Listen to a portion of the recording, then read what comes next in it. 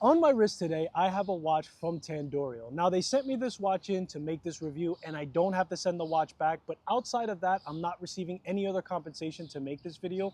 I just felt like it was the right time to look at some of the homage companies and see what the quality of watches that they're producing, because quite frankly, that's where my journey began. I didn't want to shell out thousands of dollars on original designs from, let's say, Rolex or Omega. And there's also another added benefit that you can receive from homage watches, being that you could step into the mechanical side of watches without even spending hundreds of dollars like you would with other companies. And you're getting a reliable movement, whether it be the NH35 or in this case, the NH34 for the collar GMT or office GMT as it's known. So I think that there's a lot of value in that. And if you're thinking about adding homage watches to your collection, guys, by all means, you don't listen to anybody that has something negative to say about it. At the end of the day, they're for your wrist, they're for your collection. And if it feels right for you and you feel like you're getting the value out of what you're spending for the watch, it really comes down to your decision, and people should accept that no matter what. And if they don't, that's their problem. But at the end of the day, guys, I chose Tandorio because they also have an added feature that I'm gonna mention later in this video to their customers for their watches. So without further ado, guys, let's get into it. So as we unpack this Tandorio, the TD051 GMT watch, we're going to go through the specifications of the watch. It is a Seiko NH34 GMT movement, collar GMT or office GMT as it's known. The case diameter is 40 millimeters. The case thickness is 13 millimeters. 20 millimeters lug width. It has a lug to lug of 47.5 millimeters, and the case material is 316L stainless steel with a water resistance of 200 meters, and it has a fixed bezel. Now in the background, you saw two other boxes because I've actually purchased Tandorio watches in the past to complete two mods. I had a dial that was rather large, like a pilot style dial, and I actually bought their watches being so affordable around that $50 range where I could take the watch apart, utilize all the parts for it, and just swap out that dial. So that's something that you guys can do as far as getting this affordable type of watch. If you want to down the road start customizing watches, it's not such a great big loss when you do so. So we're just taking a look at this unpacking here. I noticed one thing straight off the bat is the clear wrapping on the bracelet said 904L, and it is in fact 316L stainless steel. So I probably would change that out, message to Tandorio on that one, just so like that it lines up with what kind of steel you're actually getting. But straight off the bat, guys, I'm opening this up and it feels rather great quality. It has heft to it. I like the bracelet already. I'm just inspecting things as I open it up just to make sure everything's on the up and up. And I did receive everything without any damages or scratches. So let's kick things off with looking at the bracelet. It's brushed on the top of the links, polished on the sides, and that's the going theme that you're going to hear throughout this review of the watch. It seems to be going throughout, you know, the entirety of the design of having that brushed versus polished kind of look to it. So the bracelet is screwed in links. It does have an on-the-fly adjustable clasp, fold over milled as well, Rolex style. It tapers from 19.5 millimeters down to 16.5 millimeters, and at the clasp it's 18.5, also being brushed on top and polished on the sides. The case also follows suit by being brushed on the top of the lugs and polished on the sides. You're also getting polishing on the edging of those lugs as well. The crown is 6.9 millimeters width. It's unsigned, but it is polished on the head of it, and it's surrounded by crown guards that are also polished on the top of them, giving you that continuous contrast. We've got a sapphire crystal with a cyclops over the 3 o'clock aperture for the date wheel.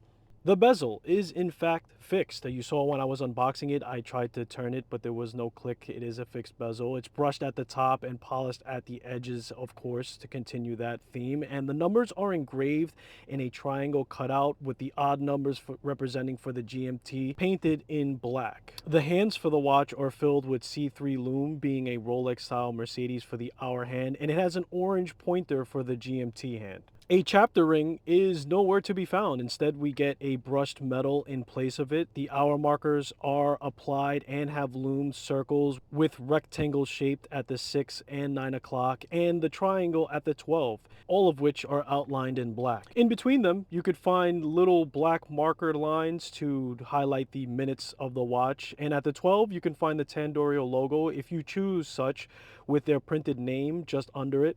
At the 6, you can also find additional text starting with an orange GMT and a black automatic water resistance 20 bar 200 meters marking with 4 lines of text. The case back is a sterile one with a screwed down case back, brushed in the center and polished at the edge. I like the sterile case back because I have the option to add an engraving, and if it was up to me and this was one of my first mechanical watches, I would probably put in the words "It all started with a watch." The movement I'm going to put up here on the time graph so we can see how it's running. Again, we're talking about the NH34 movement. That is a collar GMT or office GMT, if you will. So we'll see how that is performing. The watch is weighing in at 76 grams for just the watch, and with the bracelet, it weighs in at 147 grams. Here is a wrist shot for you guys. I have it actually on a strap. I wanted to swap it out just to see what it would look like on this type of strap. I have a 7¼ inch wrist, and I wanted you guys to focus more so on the watch rather than the bracelet because you can always swap that out. The cost for the watch is going to be $122 to $133, listed in the description on the website that I got the watch from. So check that out if you are interested. And you do have the option of either our black or white dial. They also give you the option of having a sterile dial with no logo at the top. You could either get it with their logo and the name writing on it, or you can get the dial without it. So let's talk about some of the improvements that I think that Tandorio could make to this watch. Now, I didn't see anything listed for the anti-reflected coating. I'm pretty sure that there is some in here because I did have this outside and I've seen it perform pretty well, but I didn't see anything mentioned of it on the website. And there are a couple of other things that I want to disclose that I think that Tandorio can do as an improvement.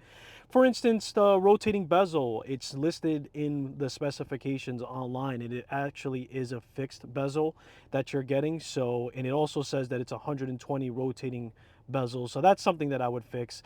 Again, that 904L stainless steel clear wrapping on the watch, when I first opened it up, I think that that needs to be changed to the 314L stainless steel that it actually is.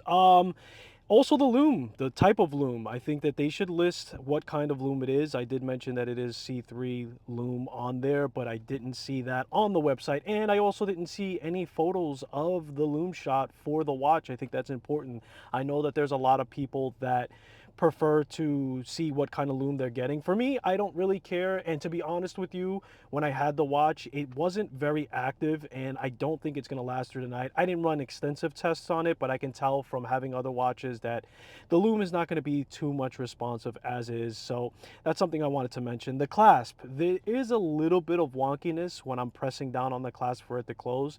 I kind of have to press it at the very end of it to clip down, and it's still a little wonky, maybe a little offset. So it still performs and it still works fine, but that's another thing that I wanted to mention.